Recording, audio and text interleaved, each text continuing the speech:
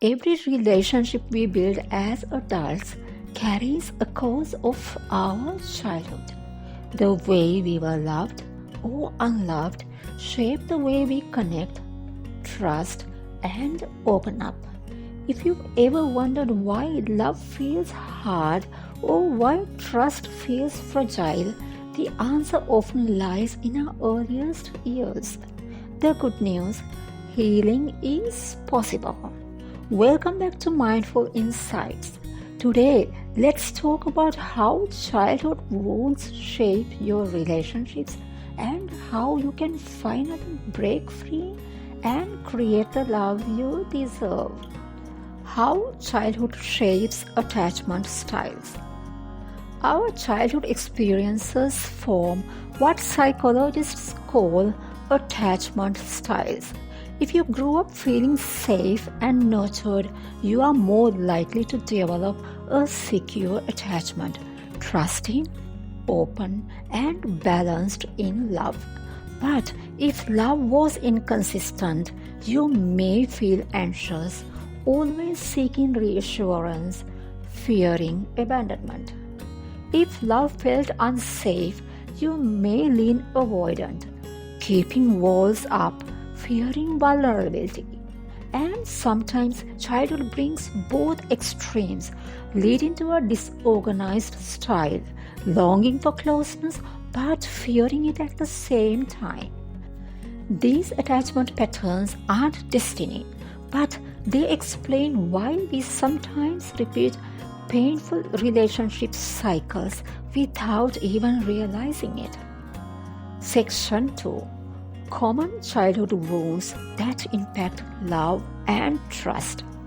Let's explore 5 of the most common childhood wounds and how they show up in love. 1. The wound of abandonment. As a child, maybe a parent was absent through divorce, death, or simply being emotionally unavailable. As an adult, this can lead to a deep fear of being left. You might cling to relationships, feel anxious when someone pulls away, or settle just to avoid being alone. 2. The wound of rejection.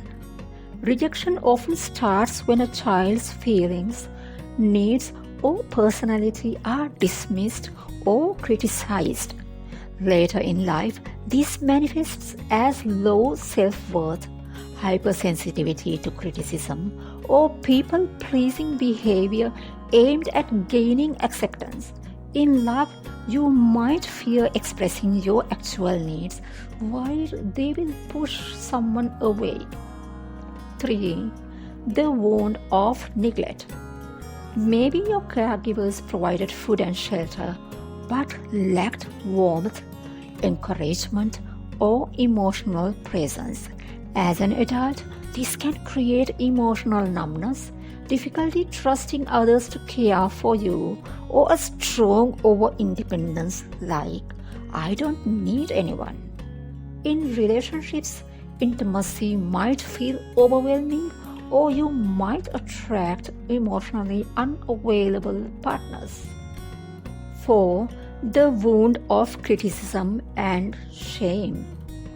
Growing up, maybe you constantly heard, "You are not good enough," or you were compared to siblings. This can plant a harsh inner critic. As an adult, you might chase perfection, fear failure, or always feel you need to prove your worth. In love, you may withdraw to avoid judgment or feel you will never measure up to your partner. 5. The wound of betrayal. Betrayal begins when promises are broken, secrets aren't safe, or a parent's actions feel unsafe. In adulthood, it often leads to control issues, jealousy, or difficulty trusting. You may test your partner's loyalty or hold on to resentment even when forgiveness is offered. These wounds don't mean you are broken. They mean you adapted to survive. But What once protected you as a child can quietly sabotage your adult relationships unless you begin to heal.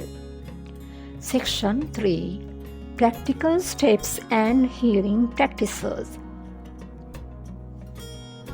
So, how do you begin to heal these deep wounds? Awareness. Notice your triggers and patterns. Do you panic when someone doesn't text back? Do you shut down when you feel criticized? Awareness is the first step.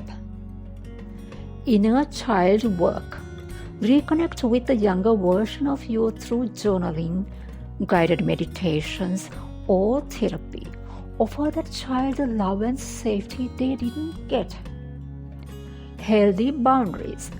Boundaries aren't walls, they are bridges. They teach others how to love you without crossing lines that hurt. Self-compassion.